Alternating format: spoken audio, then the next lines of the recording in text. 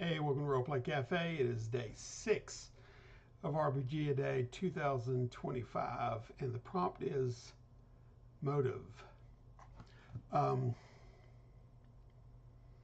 Motive on the surface, you can say what's someone's motive or what's the motive for you playing RPGs specifically.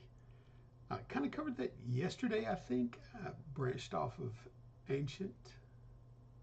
But so this day I'll use a little bit of a derivative of motive. Uh, Motif, which is motive is English and motif is French, but they both come from Latin modus, as in modus operandi, uh, how something operates, but just the way something operates. Uh, and this to me is kind of as a myriad of way of approaching uh, the prompt. In that, whenever you play, there's going to be anytime if we look at art, if we look at stories, there's a motif, there's a pattern uh, that the story is weaved uh, by through. You may, as you watch, notice some repetitive thing or something that some kind of a sequence that you can pull that thread and tie it together, and it the story may uh, lead you in a certain way to say, here's an example here. It could be something visual, auditory, uh, you know, that that sets a mood or an atmosphere, or it leads you to some kind of an awareness. Yeah, that the author or the director is trying to bring you through. But ultimately, this can be applied in like role playing games like Cthulhu. There's obviously atmosphere that's instilled in there, and then uh, the it's going to be enforced uh, by that motive, that movement through the game as it as it brings about certain things that will is evocative of that theme, throughout it. Um, so I find that interesting in that when you're playing a game and you're interacting with the game, uh, you as a player have your own motives, that there's a little motif of your own that you're interweaving in response to what is happening and occurring uh, in the world in the game.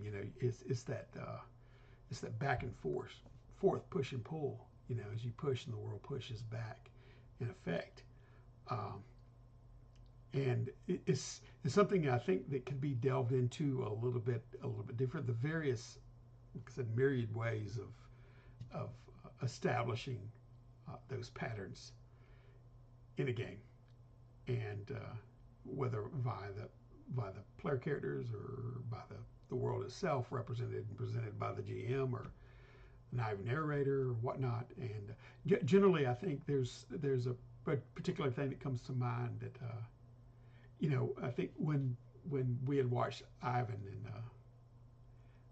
and Thursday Night Cool Kids play Dark Age of Man, in his recap, it was a situation that came up, and he thought it was interesting because typically what he would have drawn from, and we all do as far as like being GMs, is our kind of drawn from our base of knowledge and what we have read and witnessed, and our own concepts and whatnot. And they can be after a while, a bit narrow. And so we need room to open up. And that in itself is like establishing our own personal motif and thread through there. But what he stated in the game, because of the random seeds that were dropping in front of him, he had to find unique and different ways to assemble them together that he wouldn't have done otherwise, because he would have been more based on tapping his innate motif and applying it. And those are my words. But that when we can exercise and stretch beyond that, I think to work that muscle is good. You know, it's a good practice to expand and do things unexpected and things spontaneity, um, which might end up being another word. I don't know, but you know that's important, and that could be uh, a motif or a motive in and of itself. Anyway, just food for thought. Babble on long enough, and I will see you tomorrow.